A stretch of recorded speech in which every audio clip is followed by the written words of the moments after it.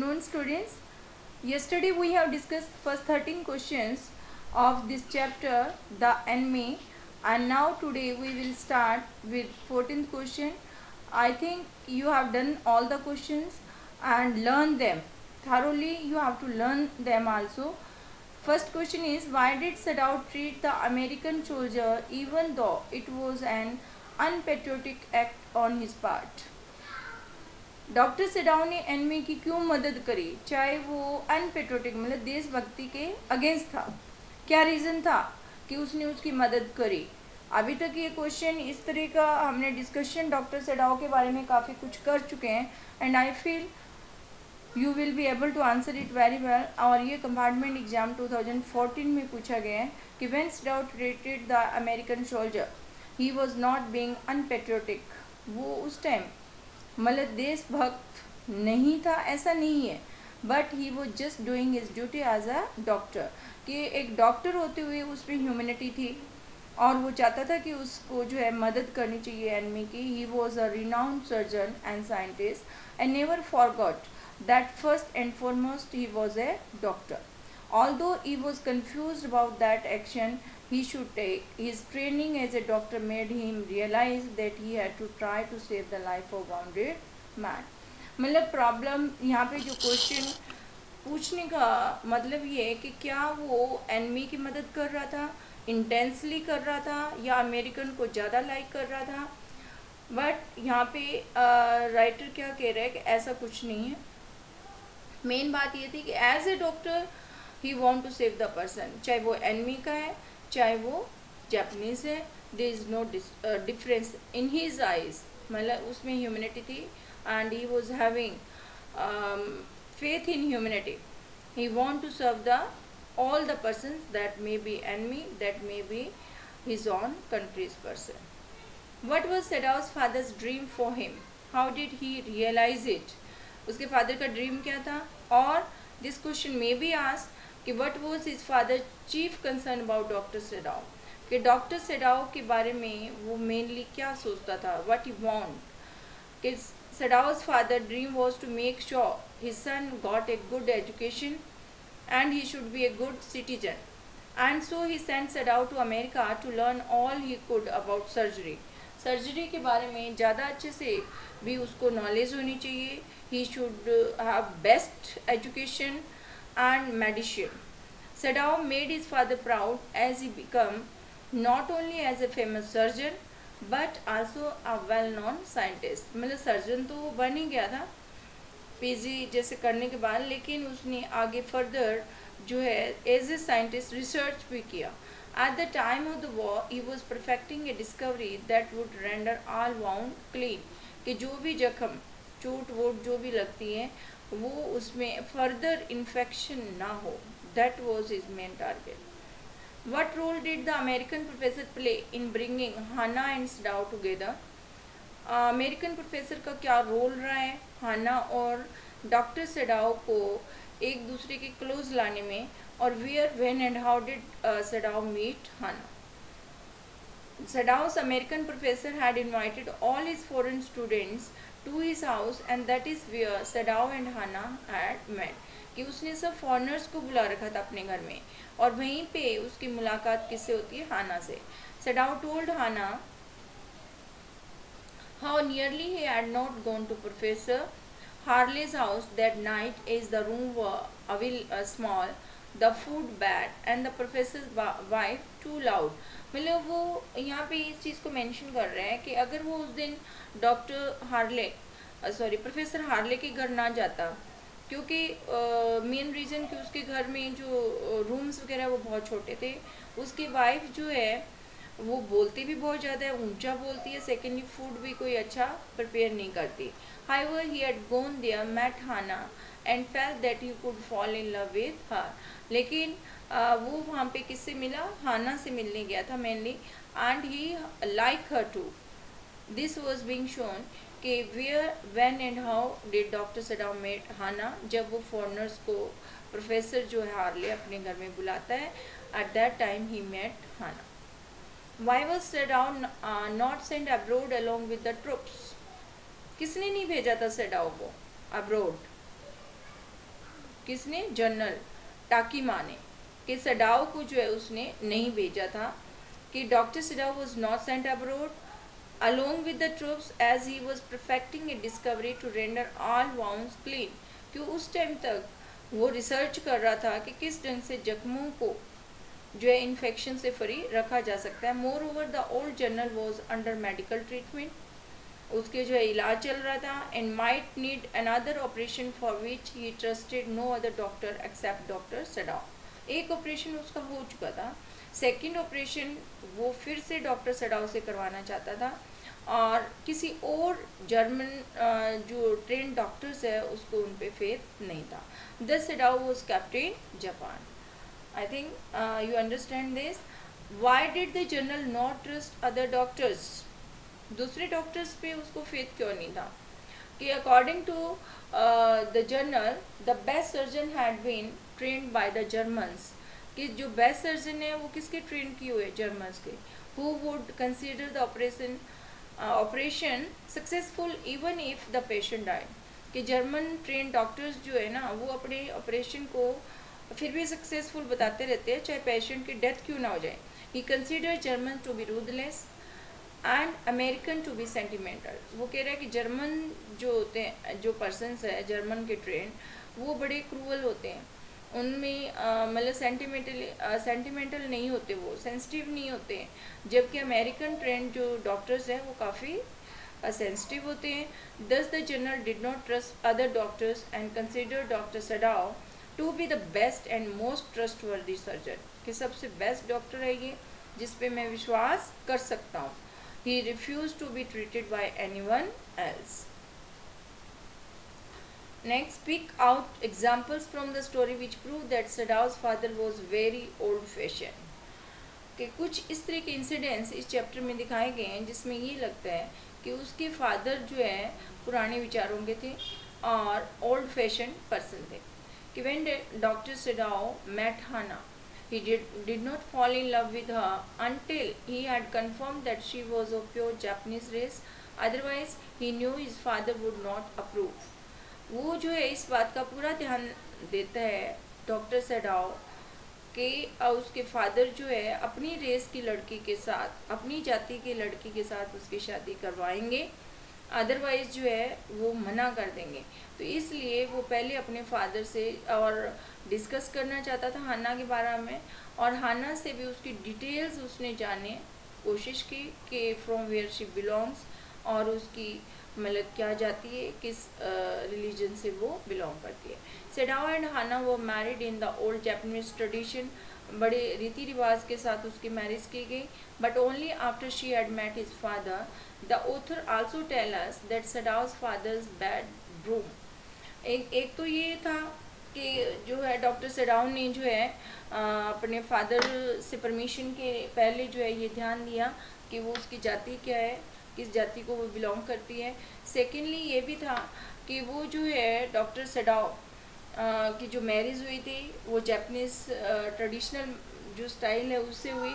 Thirdly ये है कि उसका जो रूम की डेकोरेशन थी, सडाओ एंड हानो मैरिड इन ओल्ड फैशन, ये हो गया। After she had met his father, the author also tells that Sadao's father's bedroom was traditionally Japanese as he slept on the matted floor. Matted floor था, उसके ऊपर वो लेटता था। Never sat on a chair, किसी भी chair पे नहीं बैठता था। Slept in a foreign bed, और slept in a foreign bed, foreign bed के ऊपर भी वो कभी नहीं सोता था। Thus the given examples illustrate that Sadao's father was very old-fashioned person था वो, और रीति रिवाजों को महत्व देता था, स्वदेशी चीज़ों को महत्व देता था। Now next is what is the message in the story the enemy. क्या मैसेज हमें मिलता है इस स्टोरी को रीड करने के बाद? What you gain? The author wants to tell that tell her readers the man can be patriotic without ignoring his sense of duty, कि इंसान जो है अपने देश प्रेम को, अपने ड्यूटीज़ को इग्नोर किए भी दिखा सकता है, किए बगैर भी दिखा सकता है, if he firmly believe in it. Man can rise above his prejudices by cultivating his sense of morality, ethics and kindness. सारे जो रीति रिवाज है, सारे जो ट्रेडिशनल व्यूज़ है उनसे ऊपर उठ सकता है अगर वो मॉरलिटी दिखाता है, इथिक्स में विश्वास करता है, काइंडनेस में विश्वास करता है। ह्यूमैनिटेरिज्म, ह्यूमैनिटेरिज्म, इंसानियत, humanity and respect for human, और इंसानों को महत्व देना, lives irrespective of class, creed और gender, should be above all hearted, कि सबसे ज़्यादा हमें इंसानियत में विश्वास देना चाहिए। वो कौन सी जाति का पर्सन है, कौन है, इसको नहीं देखना चाहिए। क्रीड और जेंडर, मेल है फीमेल है, इसकी तरफ कोई मतलब बड़ी बात नहीं है। We should believe in humans and be above all hearted, और नफरत नहीं रखनी चाहिए कि I don't want to help such persons, क्योंकि इन्होंने ये किया वो किया, दिस इज़ रॉन्ग। तो ये इसी वजह से डॉक्टर सेडाओ ने मतलब एकेडमी की मदद की, फिर भी उस पर कोई आंच नहीं आता है, because he was a good human. How did doctor Sadao perform his duty as a patriotic Japanese, कि वो एक बहुत देशभक्त जैपनीज था। इसका हमें क्या प्रूफ मिलता है कि Sadao fulfilled his duty as a patriot by informing, किसको इन्फॉर्म करते हैं वो, general Takima about the enemy, वो बता देता है उसको, and exceeding to his plan, उसकी प्लान के अकॉर्डिंग वो मतलब अमल भी करते हैं कि he will send his assassins, he ready. But general did not keep his promise of sending the assassin, लेकिन जनरल खुद भूल जाता है, तो that was his fault. So because of generals carelessness the enemy escaped, अगर वो वहाँ से भागा तो उसकी जनरल की लापरवाही की वजह से उसको वहाँ से भगाना पड़ा। So these are few short answer type questions हमने किए, जो कि एग्जाम में आपको 5 क्वेश्चंस आते हैं 3 मार्क्स के। And next is what impression do you form of Dr. Sadao as a man and as a surgeon from your reading of the story The Enemy. Now we will discuss a few 6 marks question also, कि what impression do you form of Dr. Sadao as a human, as a surgeon from your reading of The Enemy. कि as Dr. Sadao Hockey जो है true Japanese था, and like his father he was brave boy who obeyed and respected his father and loved Japanese culture, tradition and people, सब चीज़ों की उसने respect करी life में। He was intelligent and hardworking and studied surgery and medicine in America for 8 years. He married a Japanese girl, Hana, and whom he had met in America.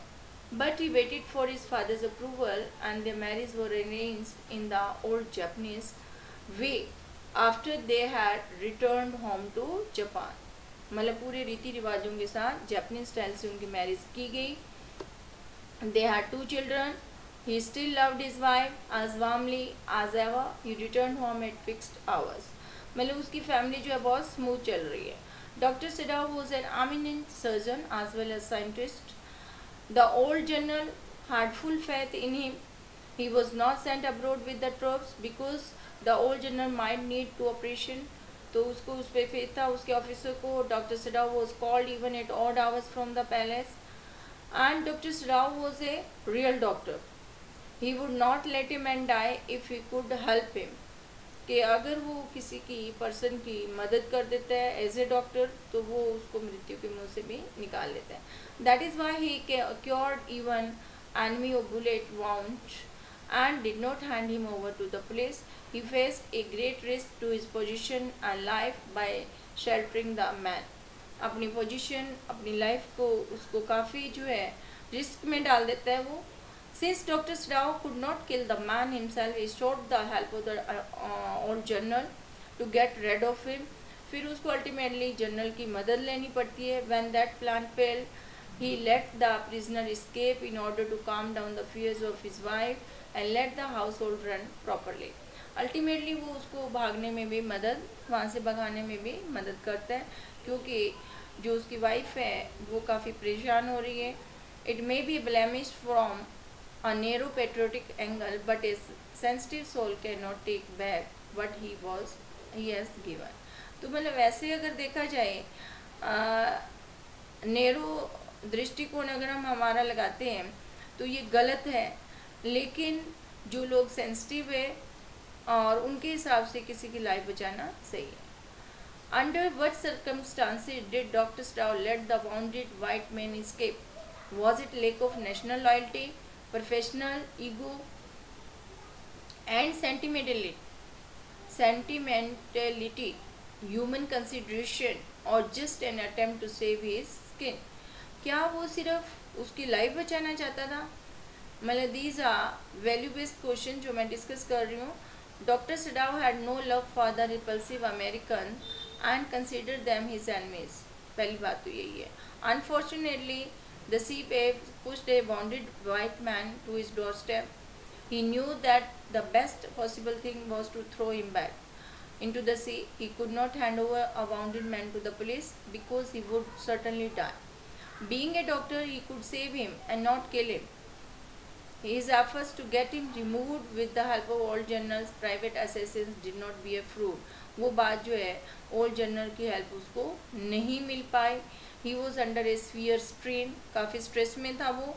His domestic servants had left him. His wife had to be unaccustomed labor. उसको मेहनत करनी पड़ रही थी जिसकी वो आदी नहीं थी. And run the household. Moreover, his wife was anxious about his safety. वो अपनी सेफ्टी को लेके भी काफ़ी चिंतित थी. They might be arrested for harboring an enemy prisoner of war and condemned as traitors. अब जो है सबसे बड़ी बात कि उसको अरेस्ट भी किया जा सकता था किसी दुश्मन को अपने घर रखने के लिए. लेकिन doctor Sadao let the man escape. लेकिन फिर भी वो एनिमी को रखता है और अल्टीमेटली उसको जाने भी देता है. In a larger interest of professional ethics and human consideration. अब जो है वो ये सारा काम काफ़ी जो है मतलब कंसिडर करते हुए इथिक्स को भी और ह्यूमन कंसिडरेशन की तरफ ध्यान देते हुए वो ये कर रहे हैं. He rose above narrow national loyalty and sentimentality. He did not think of himself as a general had already assured him that no harm would be caused to him. और वो अपना भी ध्यान नहीं देता है क्योंकि उसको जनरल की हेल्प मिली हुई थी. वो उसकी मुट्ठी में था. The matter remained unreported and closed from public eyes and ears. लोगों के नोटिस में ये बातें नहीं आई. The servants returned after the white man had left. Everything became normal again. और सब कुछ फिर उसकी लाइफ में because he has done a good cause तो फिर से सब कुछ नॉर्मल हो जाता है. अब हमने करना है comment on the role of old general Takima in the story the enemy. General का कैसा रोल रहा है इस चैप्टर में? क्या वो बहुत अच्छा उसका करेक्टर भी आ जाता है ओल्ड जनरल का और उसका रोल भी आ जाता है. किसी भी फॉर्म में अगर आपको क्वेश्चन पूछा जाता है तो you will be able to do. Old general plays an important role. He is being treated medically for the condition which might need an operation. Since he has full faith in Dr. Sadao, he is kept back in Japan. Dr. Sadao is indispensable to the journal. He assures Sadao that nothing will happen to him and he will not be arrested. तो ये doctor Sadao जो है general के लिए बहुत ज़्यादा important person बने हुए थे और इसीलिए वो उसको एश्योर करता है कि तुम्हें अरेस्ट नहीं किया जाएगा. The arrival of the messenger rouses Hana's worst fears. जब मैसेंजर आता है तो हाना जो है वो बहुत डर जाती है. She thinks that the police has come to arrest her husband doctor Sadao. And doctor Sadao को जब वो बताती है he get distressed at her anxiety and decide to get rid of the white man for her sake. और उसको लग रहा है कि इसको मेंटल टेंशन बहुत ज़्यादा हो रही है तो इससे छुटकारा पाना ही पड़ेगा. When Dr. Sadao confides in general, the latter promised to send 2 of his private assassins to remove the man from the sea. और वो फिर प्रॉमिस भी करता है जनरल कि मैं जो है अपने असैसिन्स को भेज दूंगा उस बॉडी को वहाँ से उठाने के लिए. All general has an unusual sense of humor as well as frankness and ability to admit his mistake. मतलब वो उसमें कुछ मजाक भी वो करता है बीच में, फ्रैंक भी है और अपनी मिस्टेक भी मानता है. मतलब ये भी उसकी क्वालिटी थी. Doctor Sadao keeps on waiting for 3 nights for the assassins who failed to turn up. He lost his sleep and rest. Finally, he lets the white man escape. When Dr. Sadao tells the general that the man has escaped, the general admits that he forgot his promise. He was suffering a great deal and thought of nothing but himself. क्योंकि वो काफ़ी बीमार था इसलिए वो किसी और चीज़ के बारे में सोच भी नहीं सका. and it was carelessness of him but not lack of patriotism और dereliction of duty। यहाँ पे ये भी दिखाया जा रहा है कि वो क्योंकि उसकी फिजिकल हेल्थ सही नहीं थी इसलिए उसके साथ ऐसा हुआ, अदरवाइज वो पूरा देशभक्त है। It is his self absorption and instinct of preserving himself that saves doctor Sadao and his family from being arrested. तो वो इस ढंग से जो है डॉक्टर सडाओ को, उसकी फैमिली को जो है आगे फर्दर प्रॉब्लम से बचा लेता है। So these are the few questions जो कि मैंने इस चैप्टर के इम्पॉर्टेंट क्वेश्चंस आपको दिए एंड अगर आप ये सारे क्वेश्चंस कर लेते हो सर्टनली आपका ये चैप्टर बहुत अच्छे से तैयार हो जाएगा। एंड आई होप कि तुम लोग जो है इसको बहुत केयरफुली करोगे भी, लर्न भी करोगे। और मैं देखती हूँ कि किस ढंग से तुम्हारा टेस्ट भी अरेंज किया जाए। जल्दी जो है मैं तुम्हारे को टेस्ट भी लेती हूँ तुम्हारा। और if there is any problem in this chapter you can comment में, आप जो है मेरे से जो है या मुझे ईमेल भी कर सकते हो, मैंने आपको मेरा नंबर भी है, आप मेरे से मैसेज भी कर सकते हो, ठीक है। और पीडीएफ भी आपके पास पूरा, और इसके अलावा आपके पास क्वेश्चंस की भी लिस्ट है, तो you have to do it thoroughly. Copies बनाने का मैं अभी नहीं बोल रही हूँ तुम्हारे को, क्योंकि मेरे ख्याल में तुम लोग इस ढंग से भी अच्छे से कर लोगे। सीनियर मोस्ट क्लास है भी तुम्हारी, लर्न कर लो बस, ठीक है।